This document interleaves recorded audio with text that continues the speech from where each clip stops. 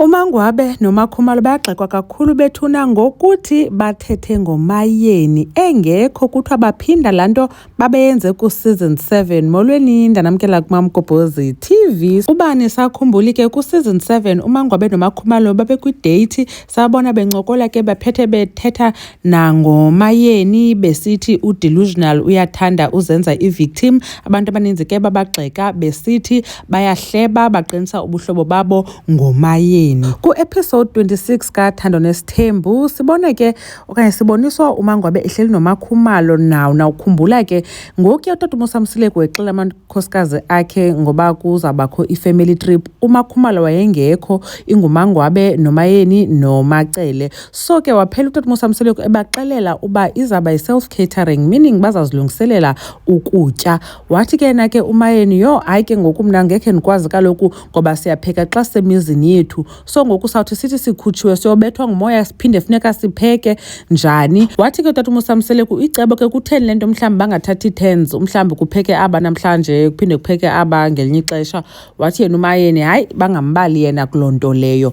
Waze wathi ke uMangwabe kwi-diary session yakhe uba heyi akayazi ke uba umayeni xa esithi akafuna ubalwa ekuphekweni uzawutya ntoni na iwesi unabantwana. So ke abalisele uMakhumalo uMangwabe uba umayeni wathi yena ngcono angatye apho kuloo trip kunoba apheke. uMakhumalo wabuza ke kuMangwabe uba he ubala nabantwana na kuloo nto leyo. So bagxekwa ke ngabantu uba baqinisa ubuhlobo babo Mangwabe noMakhumalo ngomayeni ngoba baqala uyenza le nto and then kwaphinda kwathiwa uMangwabe uyaphinda uthethela ukutya because kaloku kukhona uSnare owaye kwi-podcast wachaza uba uMangwabe wathethela irole awayeyityile kwakhe. So ngoku uMangwabe xa ephinda bengathi banengxaki nento yokwenza ukutya nafo abantwana ukwaphinda uthethela ukutya. Bathi ke abanye abantu uba yho hayi bethunani njani kaloku nilindele uba uMangwabe noMakhumalo benze ukutya for umayeni nabantwana bakhe njani. Abantu ke bathi no, yona nto bayithethelayo ngeyoba bona bethetha ngomayeni engekho, bebenolinda kumhlawumbi babone uba kuza kwenzeka njani. Mhlawumbi umayeni uzazithengela ii-takeaways,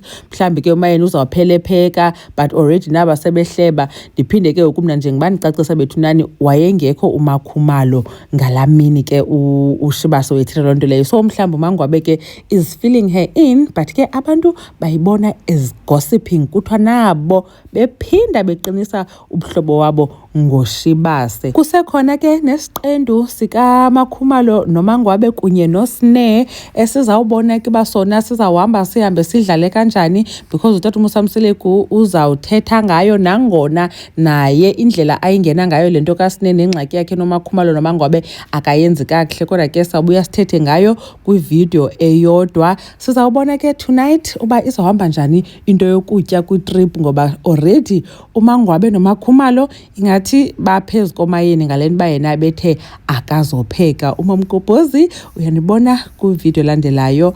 Bye.